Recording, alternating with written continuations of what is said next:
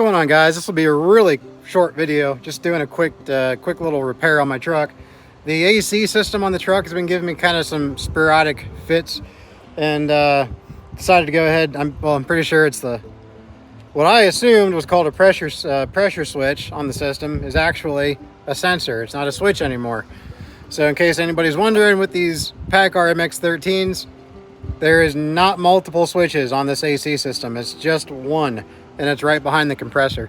At least on the MX-13. I'd assume it's the MX-11, probably the similar setup. But yeah, I just like I said, figure I'll throw it on there real quick. Mine's so kind of intermittent that I'm really not going to know until I'm back on the road tomorrow, because it was working perfectly fine today. It'll work, you know, it'll blow ice cold. The pressure's fine. We've checked the pressure. It'll blow ice cold AC, and then, you know, it'll stop. Compressor will stop. And if you get out, and for me anyway, I unplugged the plug that goes into this. As soon as I just barely moved it, it kicked on the compressor. So I could have a loose wire on that pigtail, and if I do, that sucks. I'm gonna have to repin it, because apparently you can't buy a pigtail, at least at the dealership. They just sell you the pins and the wires to repin that pigtail. So we'll go ahead and just throw this on there at first. It doesn't seem like any of the wires are broken. They're still pretty tight. But we'll go ahead and throw this on there and see if it solves the problem. But yeah, I guess it's a sensor, and it's a multi-purpose sensor, not switch. And it tells the computer when to turn on and off the compressor based on low and high pressure. Very strange. It also controls the engine fan as well, for the air conditioning. So it's kind of strange, ridiculously overpriced. I feel like it's a way to reinvent the wheel. You know, I mean, you could buy a pressure sensor for any normal AC system for like 40 bucks. This thing was 110 with tax. Ridiculous, but that's, I guess, what we're coming to. But let's go ahead and get the engine up, or the hood up, and find the right wrench for this, and throw the new one on.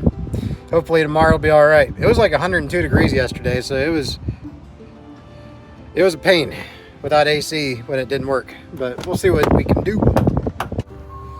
Really quick, right here is the location. Like I said, it's right, well, technically, I guess it's not behind the compressor. It's right above the compressor. And yep, that's it right there, guys. Like I said, very simple to locate. It's got this pigtail right here that we'll have to go ahead and just unplug. Not a big deal. Let's do that now, I guess. And that's what it looks like.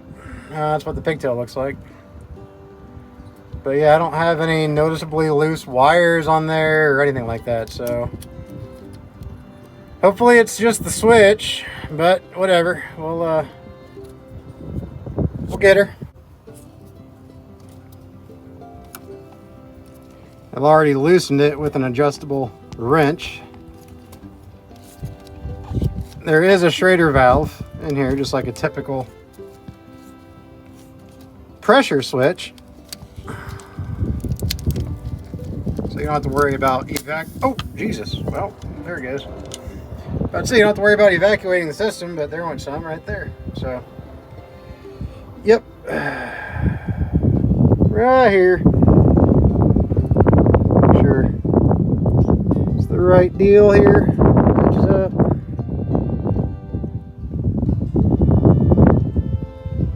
Here's the old one. Yep, right there. And the new one. All looks about the same. So yeah, we'll just throw the new one on there. Like I said, I just use an adjustable wrench, and we'll get her.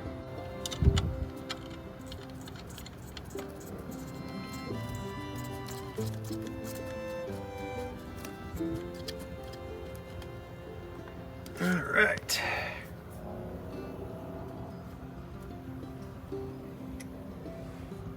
Snugged down a little bit. Don't want to go too crazy with her. Then this thing back on. Ta-da! That's all she wrote for it.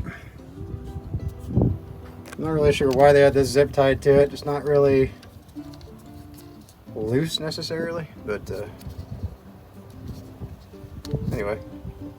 So there you have it, guys. That is a very simple replacement, very quick and simple replacement of the high pressure sensor, not switch, on the PACCAR MX-13. In my case, I'd imagine the same on the MX-11. Well, I don't know for sure, but I would imagine it's the same. So we will, like I said, we'll know. It was extremely hot yesterday. It was like 102 degrees. So, you know, the hotter it is, it's going to have a little bit more pressure in the system. But I'm wondering if that maybe wasn't tripping it. I don't know. But, you know, kind of prematurely tripping it when it really shouldn't have been. But it was higher pressure than it's used to. I don't know. That's just all theory. So we'll see what happens.